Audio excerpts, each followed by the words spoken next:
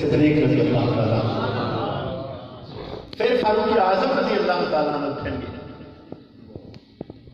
اس وقت سارے لیے جس چیز کی ضرورت ہے، ٹائم کافی ہو گیا ہے، یہ تو معاملات ہی انوکھے ہیں کہ جن لیے اتنی بات سرکار ارشاد فرما دیں۔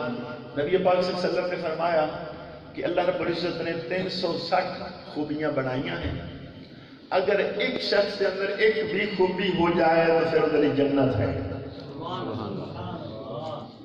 حضرت ابوبکر صدیق نے عرض کی تھی میرے آقا کوئی ایسا بندہ بھی ہے جس سے 360 خوبیاں ہی پائیاں جانیاں ہوں؟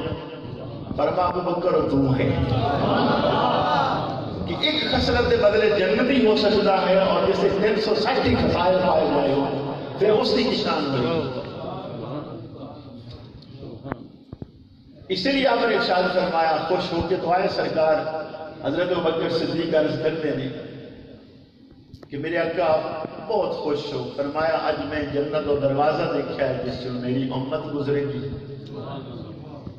عرض کی تھی یا رسول اللہ میرا بھی دل ہے، آپ مجھے بھی دکھا دیں دیں۔ فرما ابوبکر میری امت کا پہلا شخص ہی تم ہوئے گا جو اس دروازے سے گزرے گا۔ تو آپ نے یہ شعبے کے اندر پہل ہی پہل ہے، یہ لمبے معاملات ہیں۔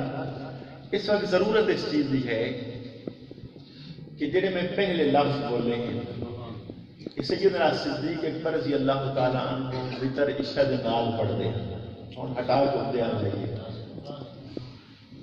کیوں ایسا کرتے ہیں کہ زندگی دا پتہ نہیں ہے کہ صبح ہو گئی یا نہ ہوئی۔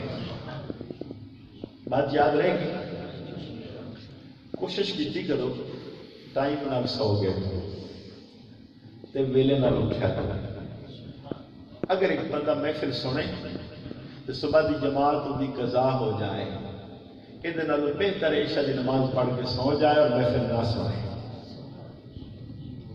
یہ نفلی عبادت ہے اور فرض ہے، بات یاد رہے؟ ہاں، تو ایک کوشش کرنی ہے کہ وقت دے نال معاملات اگر محفل بھی ہوئے، میں عرض کر رہا ہوں علماء کو پتہ ہے جماعت ہوئے تو نال ہی شروع کر لو، جتنا ٹائم نال لیٹ جاؤ گے اتنا ٹائم نال اٹھو گے۔ اتنے قول ہے حیدر کرار مولا علی شیر خدا کا نام سنا دینا۔ آپ فرماندے نہیں کہ مینوں بڑا دکھ لگتا ہے کہ میں جب صبح اٹھتا ہوں نا پرندے جاگ رہے ہوتے ہیں، انسان ستے ہوئے ہوتے ہیں۔ تو قانون اسی طرح ہی ہے کہ وقت دے نال لیٹ جائے اور ویلے نال اٹھیا کرے۔ اے جڑے لوگاں دے رولے شولے ہیں، کوئی آدھا رزق دی تنگی ہے، کوئی گھر دی پریشانیاں ہیں، دلی خوبصورت علاج ہے کہ کم از کم اذانہ ویلے تو اٹھ جائے۔ جن آدمی اذانہ ویلے اٹھے اور سورج نکلنے تک اللہ کی عبادت میں مصروف رہے، یہ نہیں ہو سکتی کہ وہ پھر تنگی اور مشکلات نہیں ہو۔ ابتدا اللہ کی عبادت شروع ہو جائے گی، پھر انتہا بھی خوبصورت رہے گی۔